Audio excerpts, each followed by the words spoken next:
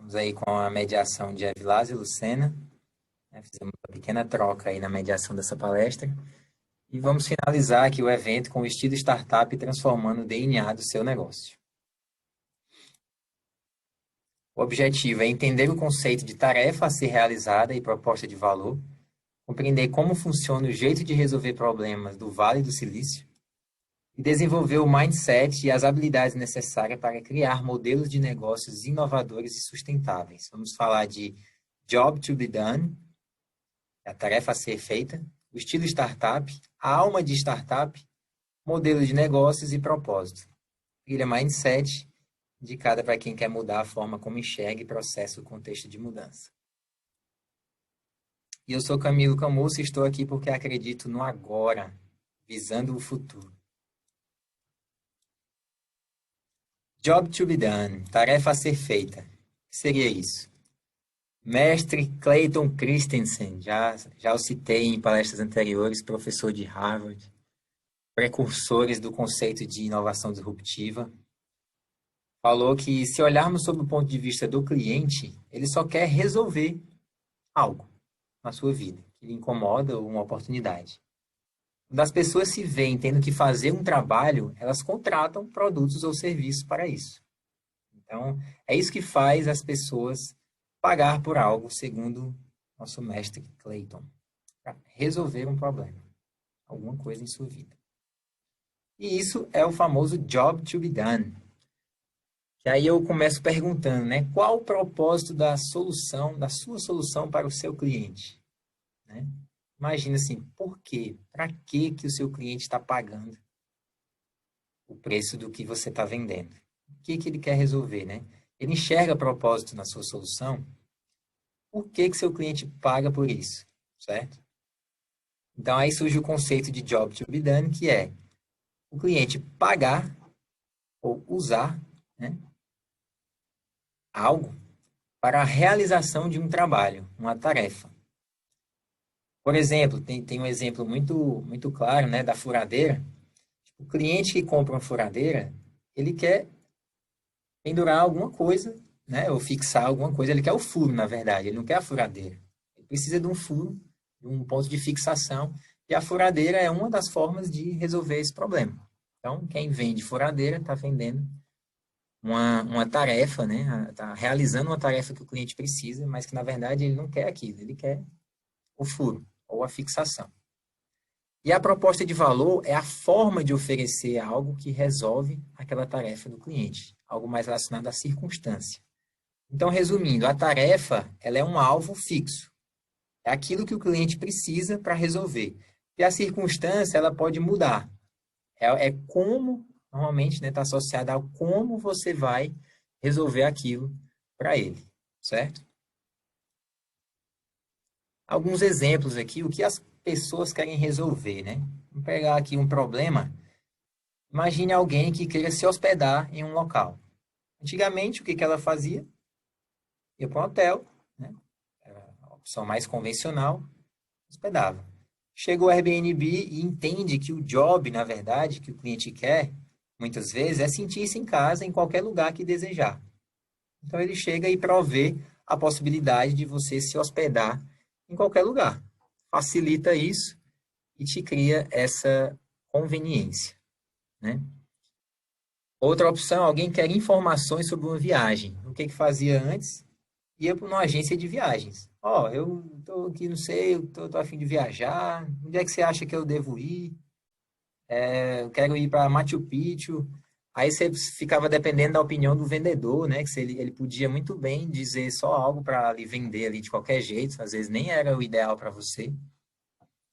E acabava que nem sempre o cliente era satisfeito. Vem o TripAdvisor, por exemplo, e resolve um job que é obter uma indicação autêntica de um roteiro de viagem. Então, os clientes avaliam aquele roteiro e o TripAdvisor mostra aquela avaliação. Então, se você vai viajar com crianças, você olha as avaliações de quem viajou com criança e a pessoa que foi àquele local vai lhe dizer se é bom ou não ir para ali, para aquele local com criança, né? Então, é uma indicação autêntica, na verdade, uma recomendação genuína de se aquele roteiro é ou não indicado para você. Alguém quer ver um filme quando desejar. O que que fazia antes? Ia na locadora, pegava a fita, né? Antigamente, quem é mais antigo aí pegava a fita, depois DVD, Blu-ray, assistia em casa e depois devolvia. Ou comprava, né? Para ficava com aquela mídia lá em casa para assistir. Vê a Netflix e diz: Olha, eu te dou acesso a entretenimento quando você precisar e onde você quiser. No seu celular, no seu tablet, no seu computador. Ela entendeu que o cliente queria, na verdade, era acesso ao entretenimento. Não necessariamente ir lá e assistir um filme, né? Etc. Alguém quer um carro para ir e vir. Ligava para a central: Ó, quero um táxi, estou no endereço tal. Então me busque na hora tal. Depois chega o Uber e resolve o seguinte job: locomover-se de um ponto ao outro. Na verdade, ele entendeu que a principal tarefa ali era deslocar pessoas de um lugar ao outro. Ou comidas, né? Tem Uber Eats, serviço de entrega também. Então, vocês começam a perceber a diferença entre problema e job, né?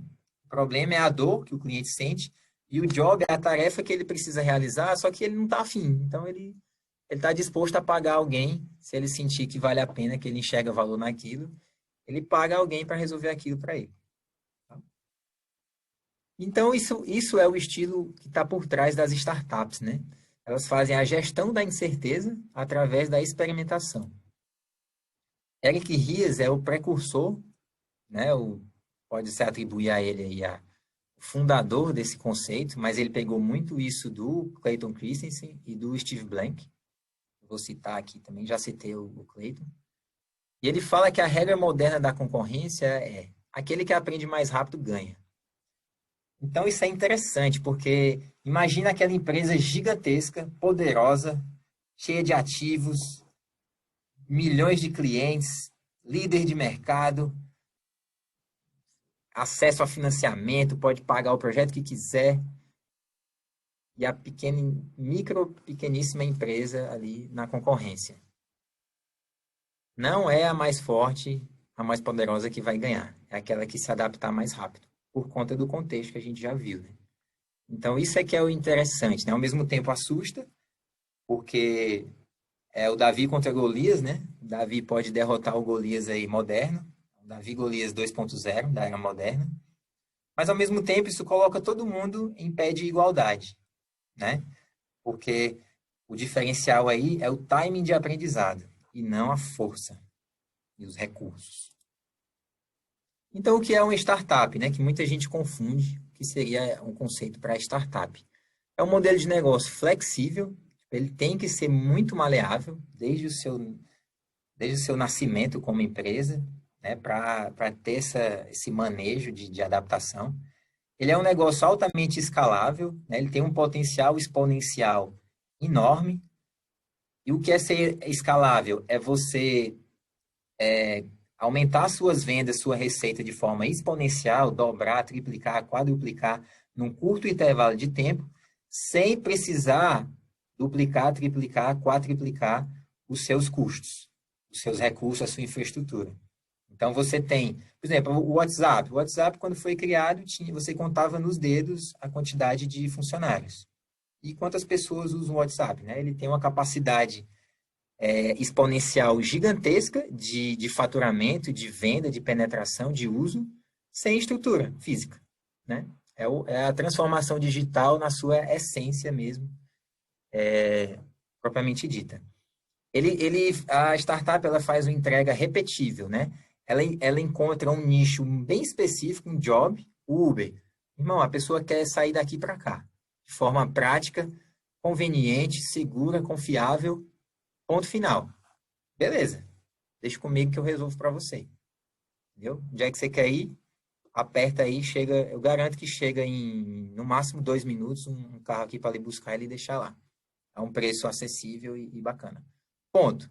Ele não vai para cada pessoa fazer uma corrida diferente. É um processo repetível, só que altamente certeiro num job, né? Numa dor que o cliente tem e ele acerta aquilo no alvo e escalona aquilo em proporções mundiais, né? Tem que ser uma solução inovadora, não dá para ser uma startup fazendo o que todo mundo já faz. E ela trabalha não com produtividade, nem com faturamento, essas coisas. As métricas são de valor e de aprendizado. Para você saber se uma startup está indo no caminho certo, ela mede pelo quanto ela está aprendendo com aquele novo mercado, o quanto ela está dentro da cabeça do cliente dela, o quanto que ela entende o que, que o cliente precisa, o que, que ele vai precisar amanhã. Isso que mostra o poder de uma startup. Não é quantos clientes ela tem ainda, nem se ela está com muito faturamento. A métrica dela é diferente. Ela foca no aprendizado. É isso que gera valor no ambiente de incerteza.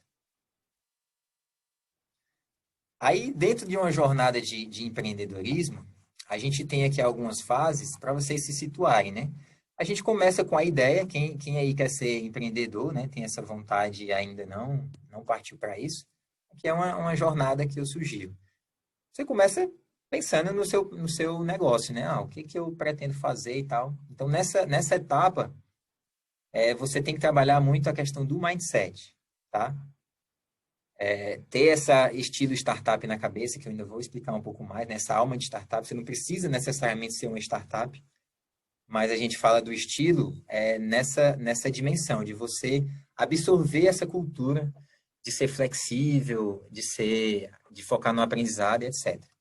Depois você vai para a pré-operação, que é onde você vai definir a sua estratégia, né? Aqui existe uma incerteza muito grande, porque como é um negócio inovador, não existe mercado.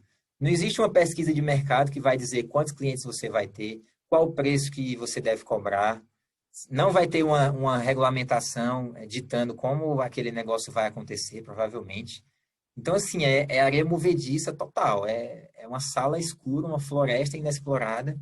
Então, você precisa de uma estratégia voltada para um modelo de negócios, não para um plano de negócios, mas para um modelo.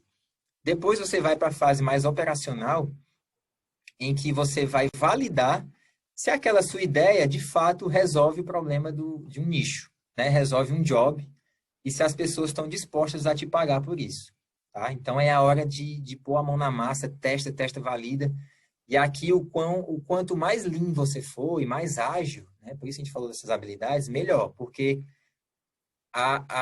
o que vai definir se a empresa vai quebrar ou não é a bala na agulha que ela tem para bancar os erros. Tipo assim, digamos que você começa o empreendimento, você tem. Imagina um avião que vai decolar. Você consegue ainda desistir, sei lá, da decolagem 3 vezes. É como se fosse isso. Você tem bala na agulha para errar 3 vezes e tem caixa para queimar. Na quarta, não dá. Ou você não decola mais, ou ele passa direto na pista e sofre um acidente e se destrói, entendeu? Então, por isso que você tem que ser o mais certeiro possível, fazer procedimentos disciplinados, experimentais, com a participação do cliente, com entregas pequenas, né, de pacotes que o cliente já pode ir testando, para que você não gaste muito, aprenda rápido e sobreviva aquele período ali de incerteza, onde você está validando o seu modelo. Depois, aí pronto, aqui você acertou, você tem aquele job, você resolve um job que o cliente precisa. Aí, meu irmão, é só ganhar dinheiro agora, é pegar atração. Aí sim você vai fazer marketing. Você vai buscar visibilidade, vai escalonar, vai angariar mais clientes e que é o que a gente está mais acostumado a ver, né? E depois que você já está num processo de maturação, aí é uma questão mais de financiamento, de sustentação do negócio e já buscar novos mercados e recomeçar o ciclo, tá? Inventar e etc. Então, uma de startup é isso. Ela é a junção do Lean com o método ágil, que o Lean é ser enxuto, né? Método ágil com o design thinking da criatividade. E o Eric Ries, mais uma vez, nos fala o seguinte, que a gestão tradicional não se aplica ao empreendedorismo. Não dá para você pegar lá Peter Drucker, Chiavenato, os pais da administração lá e aplicar para o empreendedorismo, você vai quebrar a cara. Não vai funcionar, tá? Vai entrar para aquela estatística lá das empresas que quebram em menos de 2 anos. Nós precisamos de uma nova forma de gestão para a circunstância empreendedora, tá? Que gestão seria essa? Eu chamei aqui de combinação perfeita. É o design thinking, que foca no problema, muito voltado para a questão da criatividade.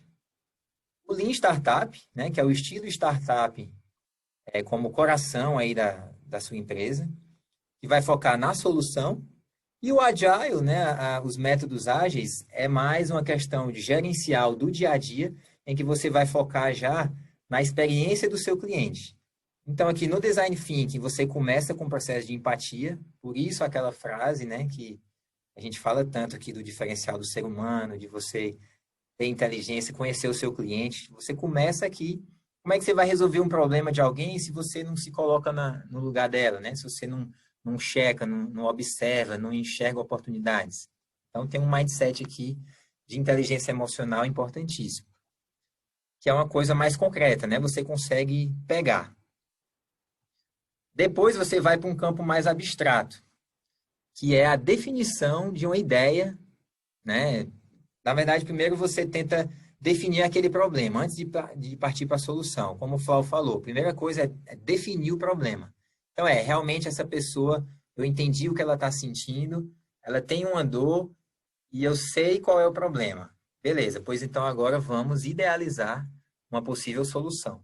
Aí você começa a já entrar no mundo da startup, né? Que ainda você vai usar métodos de criatividade e inovação, mas já voltado para uma questão de execução, né? De prototipagem de uma solução. Então você constrói algo, né? Normalmente algo simples, para testar se aquela sua ideia faz sentido. Faz um experimento disciplinado, né? Rápido e barato com o seu cliente potencial, né? Que lembra que é um mercado que ainda não existe, né? Ou mesmo que exista, é um mercado num cenário de incerteza. Então você mede se aquilo, como é que foi essa interação do seu cliente, se ele gostou, se ele está disposto a pagar, se ele viu valor naquilo, se ele deu algum feedback, etc. E você aprende com aquilo, né? Você melhora, ou então você pivota. Pivotar é mudar totalmente. Você não tem nada a ver, o cliente quer outra coisa, esquece, vamos começar de novo.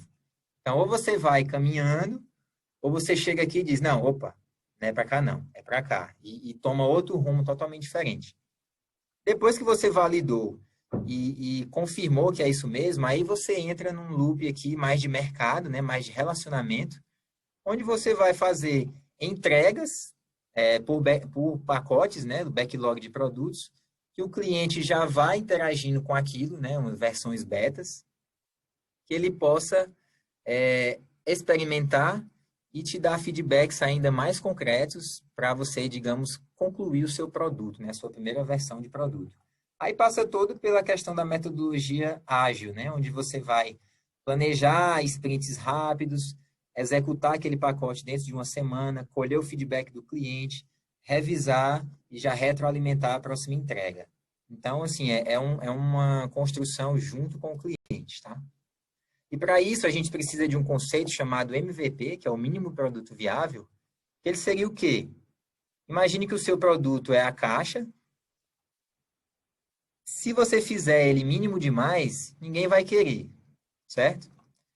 E o produto viável é o que o mercado realmente espera, digamos, é a expectativa do seu cliente. Só que você não tem condição ainda de fazer já o produto final, porque você está começando, você não quer correr o risco de gastar tudo para só depois submeter ao cliente, né? Ou descobrir qual é o produto que ele gostaria. Então, a gente sugere um produto aqui intermediário, que é o mínimo produto viável, que ele está entre o mínimo que ninguém quer e o ideal que o cliente gostaria. Então, você faz uma mistura dos dois e consegue testar se realmente você está no caminho certo. E aqui a gente dá um exemplo, né? Como construir um mínimo produto viável para quem deseja se deslocar, por exemplo. Essa primeira opção, a pessoa só vai poder testar, talvez no final aqui, que ela vai descobrir que tem um carro, né? Mas embaixo, primeiro você dá um skate, aqui é só um exemplo, né? Depois um patinete, a pessoa ainda, não gostou, não é bem isso que eu quero não, mas eu já consigo sair do canto. Depois uma bicicleta, uma moto e finalmente o carro. Ele, legal, é o carro mesmo que eu queria. Então você não tem condição de já entregar o carro. Às vezes você não sabe se é isso que o cliente quer ou você não tem condição de fazer isso antes, né? De forma prévia. Então, para isso, a gente usa um artifício que é um Canvas, né? Que é uma ferramenta para criar um modelo de negócios. E esses caras aqui são mestres nisso, né? O Steve Blank, no seu livro Os 4 Passos para a Epifania. Epifania é como se fosse uma ideia disruptiva. Nenhum plano de negócio sobrevive ao primeiro contato com o cliente, né? Então, assim, não adianta, não queira planejar demais. Ah, eu vou fazer isso, vou fazer assado. No primeiro contato com o seu cliente, ele vai dizer uma coisa que você vai ver, "Ixi, nada a ver com o que eu estava pensando." Então, assim, vai aos poucos, já envolvendo o cliente e com produtos mínimos viáveis para testar isso, né? E o Alex Osterwalder, que o Steve Blank é um monstro lá do Vale do Silício, né? Empreendedor, consultor. E o Alex Osterwalder também é consultor dessa área, e ele que criou esse modelo de gerar modelo de negócios, né? Essa ferramenta. E ele fala isso, que o sucesso não está no produto nem no serviço, mas sim no modelo de negócio, na forma que você monetiza e resolve o problema do cliente. E o que é um modelo de negócios, afinal? É algo que descreve o racional de como uma organização cria, entrega e captura valor de uma solução, né, para um determinado nicho, um determinado mercado. Então, aqui a gente consegue reproduzir de uma maneira bem didática o que é um modelo de negócios, né? Você tem aqui alguns elementos. E interessante que onde a gente olha, existem pessoas, né? Por trás de tudo. Você começa aqui com seus parceiros, que são seus fornecedores, né? Você não consegue ir nada sozinho. Alguém vai lhe dar um insumo, muito provavelmente. Você tem as atividades-chave para fazer aquilo tornar possível, né? Tornar aquilo possível. Você tem os recursos, sejam humanos, sejam mobiliários ou imóveis. Você tem os custos, né, para bancar essa infraestrutura. Lá do outro lado, você vai ter o seu cliente, né, esperando que você resolva o seu job. No meio do caminho é o que você entrega, né? É o que você oferece para esse cliente. Isso se dá através de um relacionamento e de canais de distribuição, né? Onde são onde é oferecido esse valor ao seu cliente, né? O cliente ele está distante do valor por alguma coisa e você vai permitir isso. E existe o caixa, né? Que é o lado em que você é monetizado por esse serviço. Então, de um lado é por que você faz, como você faz, o que você faz, né? E do outro lado é para quem, qual a experiência vivenciada nesse processo do seu cliente, quanto isso custa, ou seja, quanto custa para você fazer e quanto vale, né? Quanto o cliente vai pagar para te indenizar, digamos assim, pelo valor que ele está recebendo ali agregado. Então, no cômputo geral, isso tem que ter um equilíbrio, né? Você tem que ter um valor percebido maior do que o seu custo, o seu cliente tem que ter um relacionamento interessante, participativo, customizado, canais acessíveis, enxergar valor no que você entrega e a sua estrutura interna tem que fazer sentido, né? Os seus parceiros, os seus recursos e as suas atividades têm que ter toda uma mentalidade ágil, enxuta e inovadora, tá? E finalmente a gente vai falar aqui de propósito para encerrar com essa grande frase do Jay Summit, que foi até um dos marketings do evento, que é isso: toda disrupção começa com uma introspecção. Lembram lá, né? O primeiro item, empatizar, ou seja, empatia consigo mesmo, com o outro. A gente só resolve um problema se a gente estiver conectado com a essência das pessoas, né? Por isso que a lagarta, antes de criar asas, ela se fecha num casulo. Então, o casulo ele não é danoso, você não pode ficar dentro do casulo para sempre.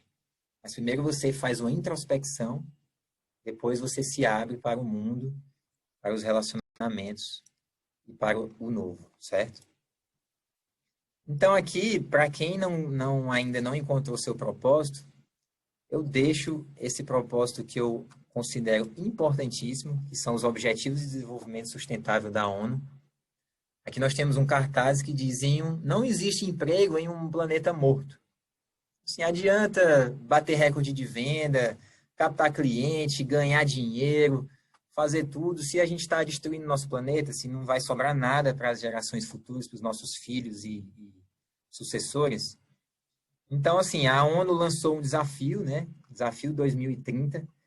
São 17 objetivos que vão desde erradicação da pobreza, fome zero, saúde e bem-estar, educação de qualidade, igualdade de gênero, água potável e saneamento, energia limpa e acessível, trabalho decente e crescimento econômico, indústria, inovação e infraestrutura, redução das desigualdades, cidades e comunidades sustentáveis, consumo e produção responsáveis, ação contra a mudança global do clima, vida na água, vida terrestre, paz, justiça e instituições eficazes e parcerias e meios de implementação. Esse nosso evento está contribuindo em vários desses objetivos e a forma como nós encontramos de dar um pouco de contribuição para isso, tá? E esse é o convite que eu faço a vocês. Busquem, pesquisem sobre esse assunto. Não é nada fora do nosso alcance, é algo bastante prático. Nós podemos sim contribuir com isso, sair do casulo, usarmos essas técnicas, habilidades, mindset, para nos engajarmos nessa luta, sempre focando nisso. Valor, comece com o porquê você está oferecendo algo para alguém, depois venha com o que e o como. E o modelo de negócios, foque primeiro na dor ou no desejo de alguém para resolver um problema. Crie uma tarefa que faça aquilo pela pessoa de um modo que ela enxergue valor. E essa circunstância tem que estar sempre antenada, porque a circunstância muda, mas a tarefa não. A tarefa sempre, normalmente, é fixa e a circunstância é mutável. E para finalizar, eu deixo aqui essa última pergunta. Qual o seu propósito? De um lado aí eu deixo os objetivos de desenvolvimento sustentável da ONU, do outro, aquele capitalismo aí predatório que só visa o lucro, sempre crescendo, crescendo, que a gente sabe que isso não existe, né? Sempre mais clientes, mais receitas. Será que é isso que a gente precisa?